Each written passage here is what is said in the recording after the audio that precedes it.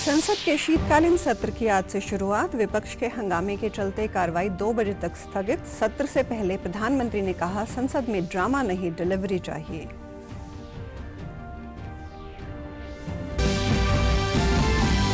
कुरुक्षेत्र में 21,000 बच्चों ने एक साथ किया गीता पाठ। वैश्विक गीता पाठ में पहुंचे सीएम नायब सैनी ने कहा, गीता का हर श्लोक, अध्याय और उपदेश देता है जीवन जीने की नई प्रेरणा। और पंजाब में जिला पंचायत और पंचायत समिति चुनावों की नामांकन प्रक्रिया आज से 4 दिसंबर तक दाखिल होंगे नामांकन पत्र। 14 को मतदान और 17 दिसंबर को घोषित होंगे चुनाव परिणाम। नमस्कार, चंडीगढ़ से आपका स्वागत है। मैं हूं शैली तनेजा। अब समाचार विस्तार से। संसद का शीतकालीन सत्र आज से शुरू हो गया है। सत्र के पहले दिन बैठक शुरू होते ही लोकसभा अध्यक्ष ओम बिरला ने दिवंगत पूर्व सदस्यों के निधन की जानकारी दी और संसद में 2 मिनट का मौन रखकर उन्हें श्रद्धांजलि दी गई। इसके बाद प्रश्नकाल शुरू होते ही विपक्षी दलों ने SIR जैसे मुद्दों पर चर्चा की मांग करते हुए हंगामा कर दिया, जिस पर सदन की कार्रवाई दोपहर 2 बजे तक स्थगित कर दी गई। संसदीय कार्य मंत्री किरण रिजिजू ने आज राज्यसभा में विपक्ष पर जमकर हमला बोला। उन्होंने विपक्ष पर पूर्व सभापति के प्रति अपमानजनक भाषा का इस्तेमाल करने का आरोप भी लगाया। इससे पहले प्रधानमंत्री नरेंद्र मोदी ने कहा कि भारत ने लोकतंत्र को जिया है, ये सत्र देश के विकास में ऊर्जा भरेगा। उन्होंने कहा कि यह सत्र पराजय की हताशा या विजय के अहंकार का मैदान नहीं बनना चाहिए। नई पीढ़ी के सदस्यों को अनुभवों का लाभ मिलना चाहिए। यहाँ ड्रामा नहीं, डिलीवरी होनी चाहिए। राष्ट्र नीति पर बात होनी चाहिए। उन्होंने विपक्ष से अपना दायित्व निभाने और सदन में मजबूत मुद्दे उठाने की बात भी कही। सिर्फ कोई रिचुअल नहीं है, राष्ट्र को प्रगति की ओर तेज गति से ले जाने के जो प्रयास चल रहे हैं, उसमें ऊर्जा भरने का काम ये शीतकालीन सत्र भी करेगा, ऐसा मेरा पूरा विश्वास है। भारत ने लोकतंत्र को जिया है, लोकतंत्र के उमंग और उत्साह को समय समय पर ऐसे प्रकट किया है कि लोकतंत्र के प्रति विश्वास और मजबूत होता रहता है। वहीं राज्यसभा के सभापति के रूप में पहली बार सदन के कामकाज का संचालन करने पर प्रधानमंत्री नरेंद्र मोदी ने उपराष्ट्रपति CP राधाकृष्णन को बधाई दी। उन्होंने कहा कि सदन के सभी सदस्य उच्च सदन की गरिमा बनाए रखते हुए हमेशा आपकी गरिमा का भी ध्यान रखेंगे। आज गीता जयंती के उपलक्ष्य में धर्म नगरी कुरुक्षेत्र के केशव पार्क में वैश्विक गीता पाठ का आयोजन किया गया, जिसमें जिले के 21,000 स्कूली बच्चे शामिल हुए। एक साथ गीता पाठ से पूरी धर्म नगरी गीतामय हो उठी। कार्यक्रम में मुख्यमंत्री नायब सैनी ने बतौर मुख्य अतिथि शिरकत की। इस दौरान उन्होंने आह्वान किया कि हमें गीता को अपने जीवन में धारण करना होगा। गीता ही जीवन है और इसी से हमारे सरल जीवन की राह है। गीता में हर समस्या का समाधान है। वर्तमान हालात में गीता की महत्ता और भी बढ़ जाती है। उन्होंने कहा कि गीता का प्रत्येक श्लोक ज्ञान का दीप है। प्रत्येक अध्याय जीवन का मार्गदर्शक है। प्रत्येक उपदेश आत्मा की उन्नति का पथ है। गीता में हमारी हर समस्या और सवाल का समाधान है। विभिन्न क्षेत्रों के अलावा अनेक देशों के भी एक साथ इन श्लोकों के गूंज में शामिल हुए हैं। प्यारे बच्चों, मैं आप सभी को इस वैश्विक गीता पाठ का भाग बनने पर आप सबको हार्दिक बधाई और शुभकामनाएं भी देता हूं। इस गीता पाठ के न केवल धार्मिक बल्कि वैज्ञानिक अर्थ भी है।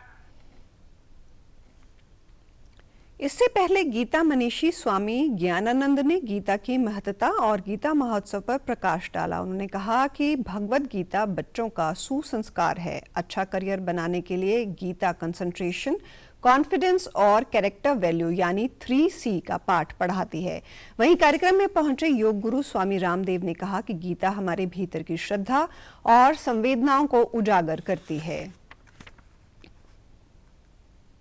टीवी चैनल, समाचार माध्यम, सबके साथ जुड़े हुए सभी गीता प्रेमियों के लिए शुभेच्छा, मंगल कामना। ये आपका सामर्थ्य है, ये आपकी ताकत है, ये आपकी पहचान है। योग का, आयुर्वेद का, स्वदेशी का, सनातन धर्म का एक बहुत बड़ा अनुष्ठान के लिए प्रभु ने हमें निमित्त बनाया, जिसके लिए भारत के प्रधानमंत्री जी कहते हैं हमें अपने कर्म से, अपने पुरुषार्थ से 2047 तक विकसित भारत बनाना है।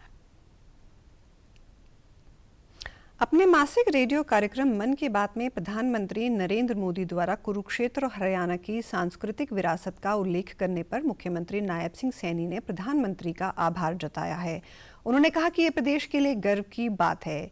मुख्यमंत्री ने बताया कि महाभारत अनुभव केंद्र में महाभारत पर आधारित विशेष शो हरियाणा की सांस्कृतिक धरोहर को अंतर्राष्ट्रीय स्तर पर नई पहचान दिलाएगा। कुरुक्षेत्र के गीता जयंती के माध्यम से गीता का संदेश विश्व समुदाय तक पहुंचाना हरियाणा के लिए सम्मान की उपलब्धि है। मुख्यमंत्री सैनी ने कहा कि प्रधानमंत्री मोदी के नेतृत्व में गीता उपदेश का वैश्विक प्रसार संभव हुआ है। उन्होंने आश्वस्त किया कि हरियाणा सरकार प्रधानमंत्री मोदी के मार्गदर्शन में कुरुक्षेत्र और सांस्कृतिक विरासत को वैश्विक पहचान दिलाने के लिए कार्य करती रहेगी। सराहना हमारे लिए सम्मान है। 3D लाइट एंड साउंड और डिजिटल तकनीक के माध्यम से प्रस्तुत महाभारत का यह अनुभव हरियाणा की सांस्कृतिक धरोहर को वैश्विक स्तर पर एक नई पहचान दिला रहा है। माननीय प्रधानमंत्री जी ने ब्रह्म सरोवर पर आयोजित अंतर्राष्ट्रीय गीता महोत्सव के माध्यम से पूरे विश्व में फैली गीता की प्रेरणा का जो उल्लेख किया है वह हरियाणा वासियों के लिए एक गर्व का विषय है। सऊदी अरब से लेकर यूरोप, लातविया, एस्टोनिया, लिथुआनिया और सेंट्रल एशिया कई देशों में गीता उत्सवों की चर्चा होना भारत की सांस्कृतिक शक्ति का प्रमाण है। पंजाब में जिला पंचायत और पंचायत समिति चुनावों के लिए नामांकन की प्रक्रिया आज से शुरू हो रही है। नामांकन दाखिल करने की आखिरी तारीख 4 दिसंबर है। नामांकन पत्रों की जांच 5 दिसंबर को होगी और 6 दिसंबर तक उम्मीदवार अपने नाम वापस ले सकेंगे। इन चुनावों में 1 करोड़ 36 लाख वोटर दर्ज किए गए हैं। सभी राजनीतिक पार्टियां अपने उम्मीदवारों के नाम तय करने में लगी हुई हैं। 14 दिसंबर को होने वाली जिला पंचायत समिति के चुनावों में पहली बार 5 पार्टियां अपनी ताकत दिखाने जा रही हैं। शिरोमणि अकाली दल, कांग्रेस और आम आदमी पार्टी जिला पंचायत और पंचायत समिति के चुनावों में हिस्सा लेती रही हैं, जबकि भाजपा पहली बार सभी वार्डों पर चुनाव लड़ेगी। नए बने अकाली दल के प्रधान द्वारा भी सभी वार्डों में अपने पार्टी उम्मीदवारों को खड़ा करने का दावा किया जा रहा है। राज्य चुनाव आयुक्त राजकमल चौधरी पहले ही स्पष्ट कर चुके हैं कि जिस पार्टी को चुनाव कमीशन ने चिन्ह दिया है उसके अलावा बाकियों को आजाद उम्मीदवार माना जाएगा।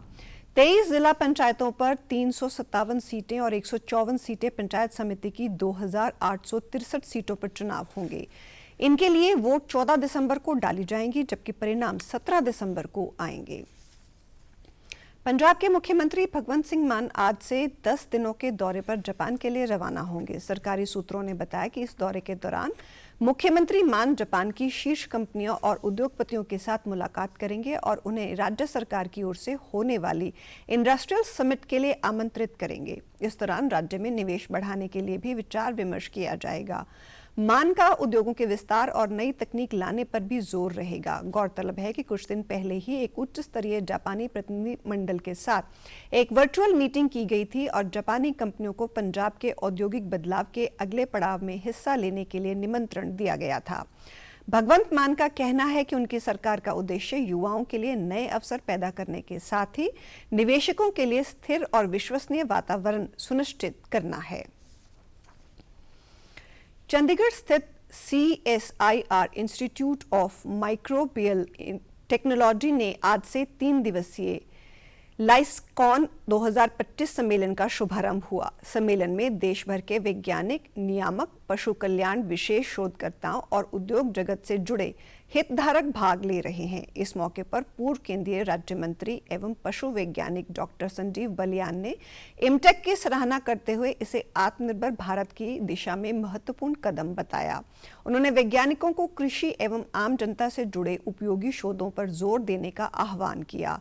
इस दौरान एमटेक निदेशक डॉक्टर संजीव खोसला ने बताया कि principal 2 clinic connecting the dots of research animal welfare drug discovery and pharma innovation for Viksit Bharat theme पर यह आयोजन किया जा रहा है। उन्होंने कहा कि दवा खोज में अधिकांश विफलताएं प्री क्लिनिक चरण में होती हैं, इसलिए प्रयोगशाला पशुओं के कल्याण के लिए मजबूत तंत्र आवश्यक है। उन्होंने मानव विशिष्ट 3D ऑर्गेनाइज्ड मॉडल को भविष्य की संभावनाओं के रूप में रेखांकित किया।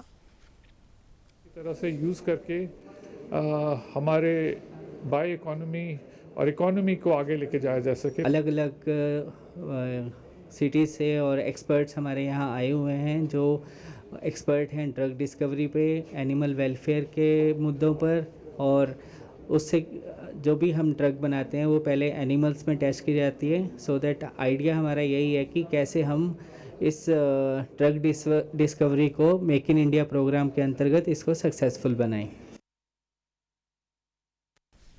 इस दौरान डॉक्टर बलियान और डॉक्टर सुबीर मजुमदार को लाइफ टाइम अचीवमेंट अवार्ड प्रदान किए गए। साथ ही कई शोधकर्ताओं को लाइसाई अवार्ड भी दिए गए।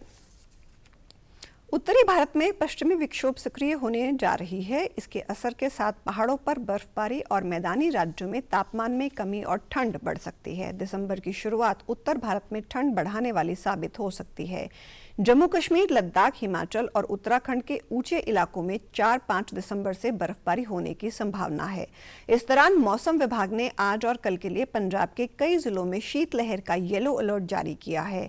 हालांकि 6 दिसंबर तक बारिश की कोई संभावना नहीं है। बीते दिन सबसे कम तापमान फरीदकोट में 2 डिग्री दर्ज किया गया।